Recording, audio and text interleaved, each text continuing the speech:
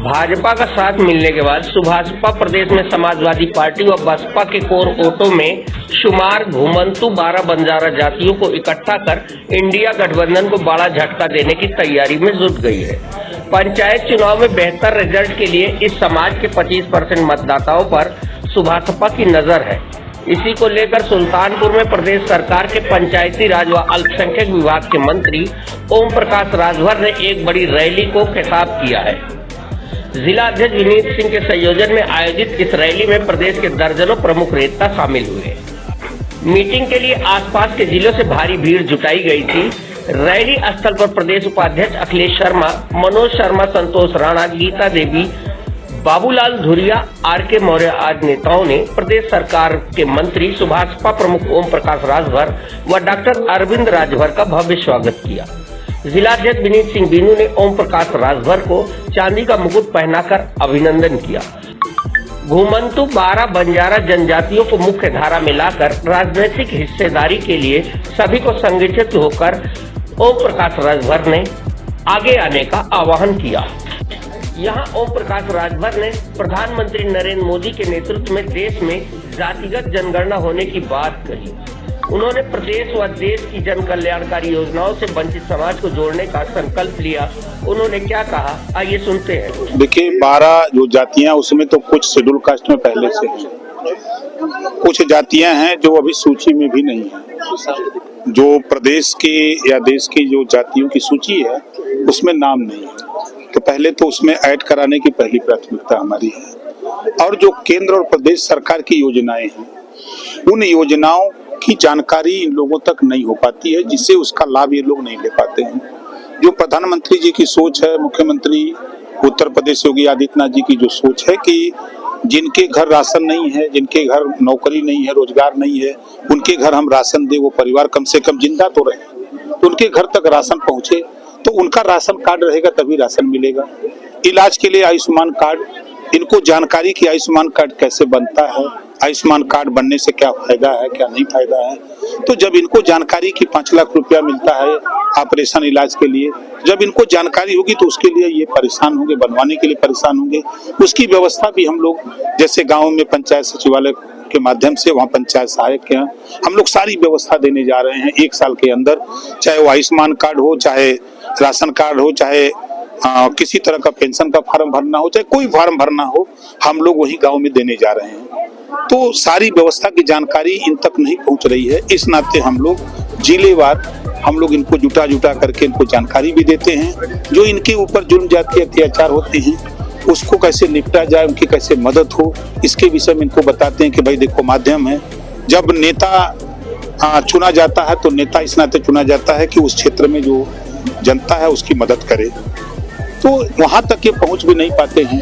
नेता को वोट की जरूरत होती है, नेता इनके यहाँ आता है, जब इनकी समस्या का बात आती है वहां तक जा नहीं पाते। तो इन सब चीजों की जानकारी का न होना और सबसे बड़ी बात की शिक्षा का न होना, इस नाते वहां तक नहीं पहुंच पाते। आज सरकार में अबू आजमी का एक बयान आया है औरंगजेब के ऊपर, जिस पर बड़ी प्रतिक्रिया आ रही है। देखिए, अबू आजमी को हम क्या कहें, जितने भी मुस्लिम लीडर हैं वो अगर अपनी कम्युनिटी के विषय में, विकास के विषय में सोचते, शिक्षा के विषय में, स्वास्थ्य के विषय में, रोजगार के विषय में, नौकरी के विषय में, तो बेहतर रहता। ये लोग सिर्फ नफरत की बात सिखाते हैं और पार्टियों को वोट दिलाते हैं और समाज को गर्त में ले जा रहे हैं।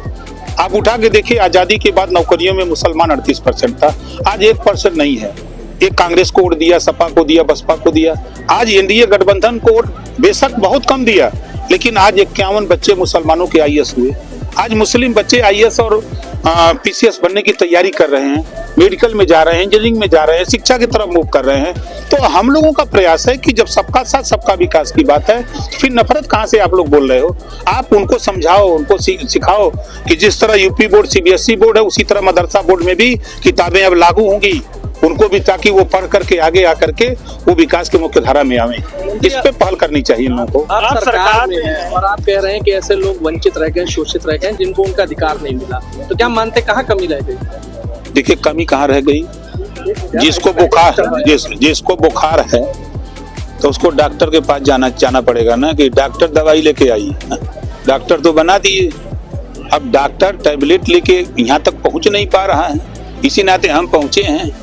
आप शायद पहली बार 12 समाज की इतनी बड़ी मीटिंग देखे होंगे यहाँ, तो इनको इनके बीच में उनकी जानकारी करना होना। अब जैसे जो लिख के दिया राशन का, प्रशासनिक अधिकारियों की कमी है, नहीं उनकी भी कमी नहीं है, हम उनकी कमी नहीं मानते। जिसको खुद सुधरने की चाहत न हो तो उसको कैसे सुधारा जा सकता है। मंत्री जी जातिगत जनगणना का कितना समर्थन करते हैं, क्योंकि आपने अभी मंच से कहा कि इन लोगों की जाति का कोई गणना नहीं। भैया, मेरे देश के प्रधानमंत्री माननीय नरेंद्र मोदी जी के नेतृत्व में जातिवार जनगणना होगी। फिर मैं कह रहा हूँ, मोदी जी के नेतृत्व में जातिवार जनगणना होगी। फिर संसद में इतने दिन से क्यों ये उनका पटक चल रहा है? अच्छा ये बताइए, जब कैंसर हो जाए तो जल्दी ठीक होता है। आपके बेटे का एक बयान आया था कि पीला गमछा की तरफ जो देखेगा उनकी सरकार के कानून को चुनौती दी। नहीं, अगर कोई गलत करता है, आप बताओ कि कोई कहीं खड़ा हो और उसको ले पकड़वा के पुलिस से बिना मतलब का मरवा दो, तो ऐसे लोगों के खिलाफ कार्रवाई नहीं होनी चाहिए। मंत्री जी जिनके कहने पे पुलिस ने कार्रवाई की थी स्टोनो तहसीलदार के, वो अभी तक सस्पेंड नहीं हुए, उस पर कार्रवाई नहीं हुई। हम जा रहे हैं ना कल। देगा खाली ऑटो देगा, बोला सही रहे कि नहीं सही। अभी तरी झांकी बा, अभी पूरा सुल्तानपुर बाकी बा। और देखा, एक दिन के बाद बताई, वहां जहां कानून बना लखनऊ में, वहां एक दिन एक कानून आए बनावे बदे 500 करोड़ रुपया एक उद्योगपति के बिना ब्याज के देवे बदे, बिना ब्याज के देवे बदे अपन फैक्ट्री लगाई। हम संजोग से मैं था कैबिनेट में और माननीय मुख्यमंत्री जी से कहा कि माननीय मुख्यमंत्री जी, एक सवाल इस पे हमारा है। उन्होंने कहा बताओ। हमने कहा जब 500 करोड़ रुपया आप उद्योगपति को उद्योग लगाने के लिए आप दे सकते हैं, तो जो जिसको हम नौकरी नहीं दे सकते उनको रोजगार करने के लिए 5 लाख रुपया बिना ब्याज का तो हम दे ही सकते हैं। और मुझे बताते हुए खुशी हो रही है कि कैबिनेट में चर्चा शुरू हो गई, चर्चा पास कर लिया कैबिनेट और कानून बन गया। 5 लाख रुपया बिना ब्याज का जो भी नौजवान रोजगार करना चाहे उसे सरकार देने के लिए योजना बना दी। अब बतावा, हम वहां न होई तई बना, हम अगर हुआ न होई तई कानून पास हो ना पास हो। पिछली सरकार में जब मैं सरकार में था, मैं 14 साल घूम घूम के कहा था कि जिस तरह अमीरों के बच्चे बूट सूट टाई बैग लेके जूता मोजा पहन के टाई लगा के जाते हैं, उसी तरह गरीबों के भी बच्चों को जाना चाहिए। कैबिनेट में प्रस्ताव मैं खुद ले गया और प्रस्ताव ले जा करके और साथियों कैबिनेट से प्रस्ताव पास करा दिया।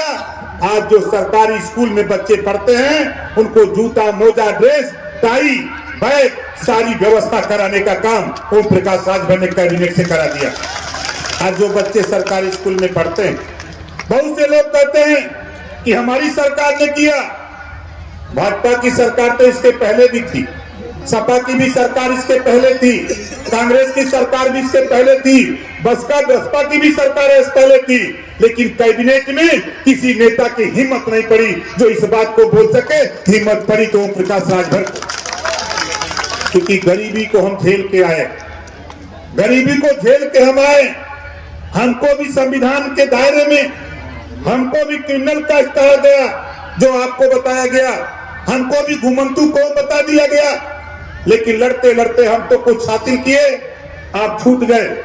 लेकिन आज मुझे खुशी है कि आज मैं यहाँ खड़ा हूँ, पूरे सुल्तानपुर ही नहीं उत्तर प्रदेश के 75 जिले में आज हड़कंप शुरू हो गई होगी, लखनऊ में हड़कंप हो रही होगी।